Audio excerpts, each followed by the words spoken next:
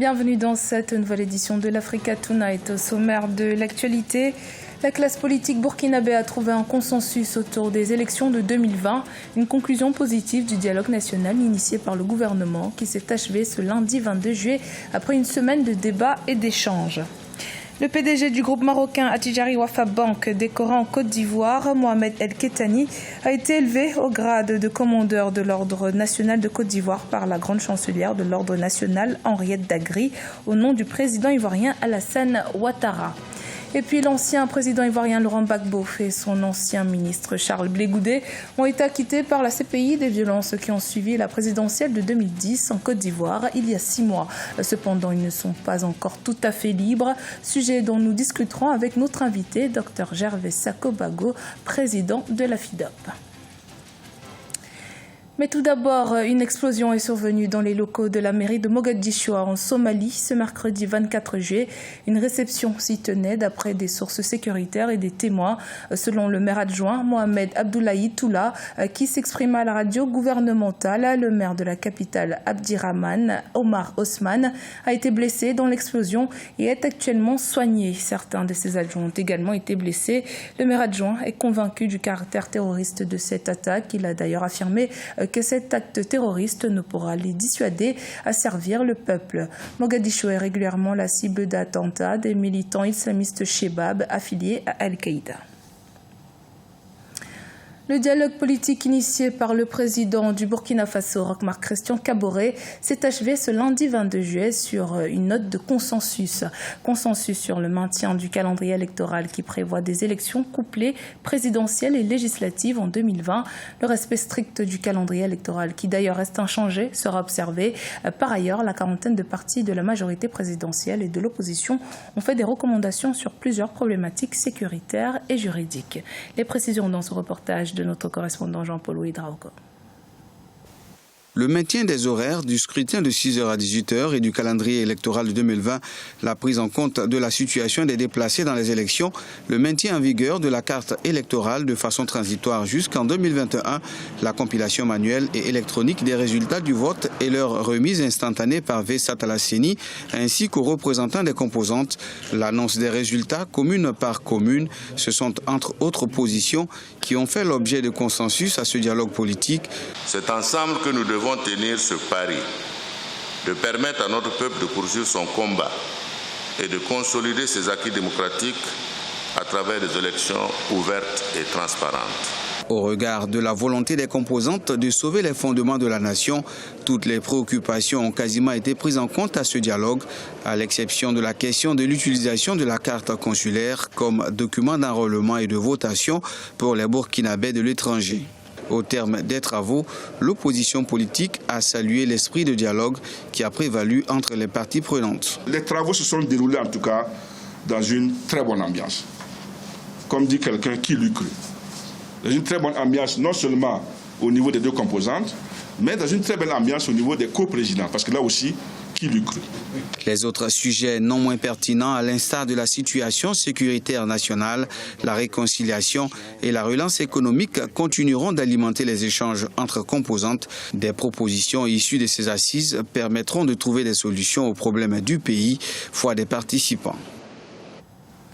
Le président du groupe Attijari Wafa Bank, Mohamed El Kettani, a été fait lundi 22 juillet à Abidjan, commandeur de l'Ordre national de Côte d'Ivoire. Une distinction qui, selon un communiqué du groupe, est une reconnaissance de l'engagement du groupe Attijari Wafa Bank et de M. El Kettani pour la consolidation des relations maroco-ivoiriennes à titre particulier et au service du renforcement de la coopération sud-sud de manière générale. Reportage de notre correspondant Olivier Conin. Reconnaissance de la Côte d'Ivoire à M. Mohamed El Kettani, président directeur général du groupe marocain Attijari Wafa Bank. Il a été fait commandeur dans l'Ordre national de Côte d'Ivoire par la grande chancelière Henriette Dagri Diabaté. Cette distinction marque l'excellence des relations entre la Côte d'Ivoire et le royaume chérifien. Selon M. El Kettani, c'est à l'instigation de Sa Majesté Mohamed VI qu'Attijari Wafa Bank s'est investi dans le développement de la Côte d'Ivoire via sa filiale la CIB, Société ivoirienne de banque. C'est réellement le témoignage d'un processus qui a été engagé il y a une quinzaine d'années, suite à l'appel de Sa Majesté le roi Mohamed VI, que Dieu l'assiste, qui a appelé le secteur privé à s'investir au niveau du continent africain pour accélérer l'intégration et la coopération sud-sud. Mohamed El Kettani a également réaffirmé l'engagement du groupe Attijari Wafa Bank à continuer d'accompagner le développement de la Côte d'Ivoire à travers la CIB, qui est devenue l'un des fleurons du système financier ivoirien. Notre filiale, la Société ivoirienne de banque, en l'espace d'une décennie, alors qu'elle occupait le 8e rang, aujourd'hui elle est dans le top 3 des banques ivoiriennes et qui a investi tous les segments d'activité de la banque et de la finance en Côte d'Ivoire et qui est aujourd'hui un outil réellement de développement au service de l'économie ivoirienne. Mohamed El Kettani a dédié sa distinction aux 20 000 collaborateurs d'Attijari Wafa Bank qui permettent au groupe de contribuer dans 25 pays au développement du continent. Face à l'insécurité engendrée par la violence des gangs dans la ville du Cap en Afrique du Sud, les communautés s'organisent tant bien que mal pour se protéger. C'est dans ce contexte que le projet Bus à pied est né pour escorter les enfants des quartiers du Cap en toute sécurité à l'école Philomentine. Les quartiers de Cape Town en Afrique du Sud connaissent souvent des scènes de violence et de criminalité liées à des gangs. Au vu de cette situation d'insécurité, les membres de la communauté ont créé une initiative baptisée Projet de bus à pied. Elle consiste à escorter les écoliers des quartiers tous les matins en réaction au taux de criminalité élevé et à la violence liée à ces gangs. Ils se font agresser par des gangsters, ils se font voler leur téléphone, mais les bus pédestres de nos enfants sont toujours là pour les aider. De nombreux cas ont été signalés au service de police sud-africaine à cause de ces vols. Mais ils ont fait un travail formidable jusqu'à présent. Ils ont vraiment secouru ces enfants. Ils aident les enfants et sont là pour les accompagner, les escortent jusqu'à des endroits sûrs.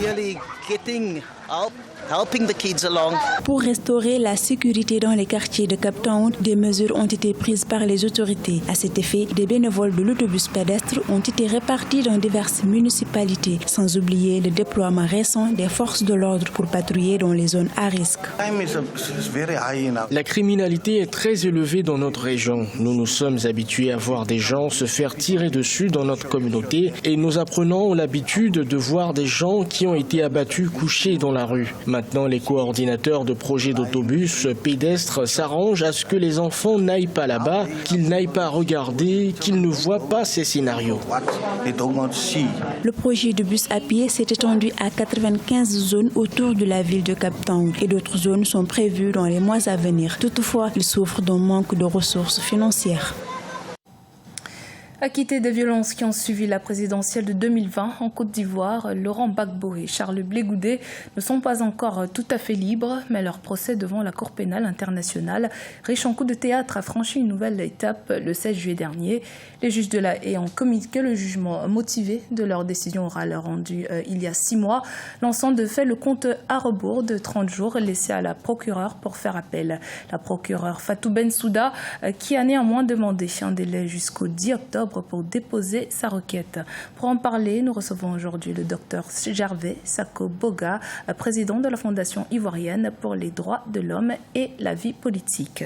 Bonsoir docteur Boga et merci d'avoir accepté notre invitation. Merci, bonsoir chère madame, c'est moi qui vous remercie pour l'occasion. Alors docteur Boga, la requête de la procureure Fatou Bensouda a été finalement rejetée par les juges de la CPI. Est-ce une décision que vous saluez? Absolument. Absolument. Et puis, il ne pouvait en être autrement. Vous savez, Mme Bensouda a tout tenté. Et elle continue d'ailleurs de tout tenter. Cela fait pratiquement 3 ans que nous sommes en plein dans ce procès. Sans oublier que le président Laurent Gbagbo a été déféré devant la Cour depuis le 30 novembre 2011. Et puis, jusqu'à aujourd'hui, rien. Je pense que le juge italien, Cuno Tarfusser, a fait le maximum. Lui et ses 2 collaborateurs, ils ont écouté le balai de tous les témoins. Rien n'est sorti. Et finalement, le 15 janvier dernier, il a rendu la grande décision, l'acquittement des 2 personnalités. Vous savez, on étudie le droit, tous, on étudie les droits de l'homme. Je suis spécialiste des droits de l'homme. Nulle part dans le monde, on ne peut voir que quelqu'un qui est acquitté soit encore détenu sous condition. C'est incroyable et c'est pour cela que pour nous, Ivoiriens qui sommes en exil pour la plupart, moi je réside en Italie, exilé politique, du fait de cette crise-là, on ne cesse de dénoncer parce que c'est une aberration. Vous savez par exemple pourquoi le ministre Charles Blé Goudé n'a pas de pays d'accueil? Simplement parce que tous les pays contactés disent, écoutez, nous, on est prêt à le recevoir, mais on ne peut pas accepter qu'il soit sous condition.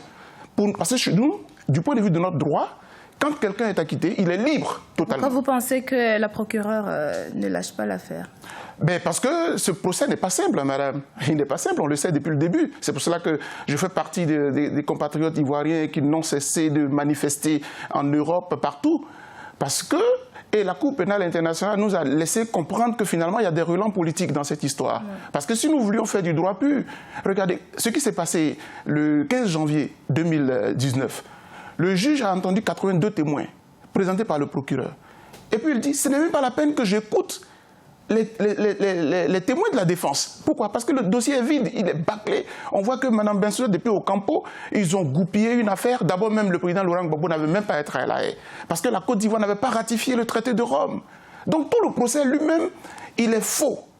Et aujourd'hui, on remercie ces juges-là qui ont démontré qu'au moins on peut espérer. Et c'est pour cela que Fatou Bensouda, je vous disais tantôt qu'il y a des relents politiques. Oui. Est-ce que ça remet un peu en cause la crédibilité de la CPI? Mais tout à fait. Tout à fait. On a vu là que finalement, cette CPI, et c'est pour cela qu'on estime que le procès de Laurent Gbagbo peut être une occasion pour la Cour pénale internationale de se réhabiliter. Parce que l'Afrique tout entière a perdu espoir. Ça sera un cas de jurisprudence un peu? Mais c'en est un. C'en est un. Comme je vous dis, nulle part dans le monde, on ne peut voir que des acquittés soient encore sous condition.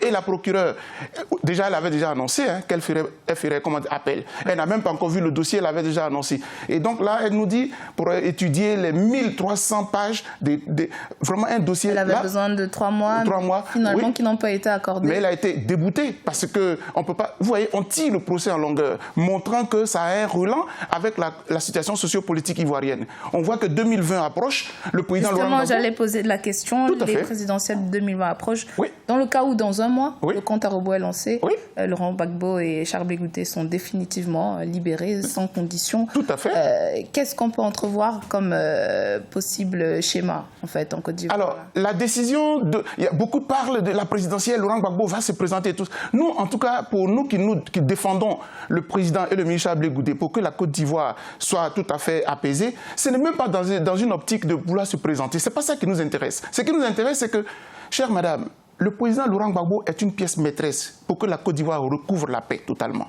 Ça, c'est une condition sine qua non, sa libération pour vous? Oui, pour la paix. Pour le vrai retour de la démocratie en Côte d'Ivoire? Oui, démocratie et la paix surtout. Vous savez, moi, j'ai suivi la crise ivoirienne. Les deux camps se sont battus. Pourquoi c'est lui seul qui est poursuivi jusqu'à aujourd'hui? C'est une aberration pour tous les juristes du monde entier. C'est du n'importe quoi. Et c'est pour cela que M. Ouattara a perdu de sa crédibilité. Nous nous battons aujourd'hui pour que le président Laurent Gbagbo, qui est acquitté, ça veut dire qu'il est innocenté. Ce n'est pas moi qui le dis. Ce sont des juges de la même Cour pénale internationale qui l'ont innocenté. Maintenant, pourquoi on le bloque à Bruxelles? Pourquoi? Alors que nous, on a besoin de lui pour que tous ces partisans, tous les Ivoiriens qui sont divisés depuis la crise de 2010-2011 puissent au moins se retrouver. Moi, je dis à M. Ouattara, c'est un appel que je lui lance. Avant de partir en 2020, au moins qu'il nous laisse une Côte d'Ivoire apaisée, où les Ivoiriens se retrouvent. Et M. Laurent Gbagbo est celui, avec son ministre Charles Blé Goutté, qui peuvent nous aider à réconcilier la Côte d'Ivoire totalement. Merci, Dr Gervais Sako Poga, d'avoir répondu à nos questions. Je rappelle que vous êtes le président de la FIDOP, la Fondation ivoirienne pour les droits de l'homme et la vie politique. C'est moi qui vous remercie. C'était le journal de la rédaction. Merci de votre fidélité. Dans un instant, une nouvelle édition de l'actualité sur Africa 24.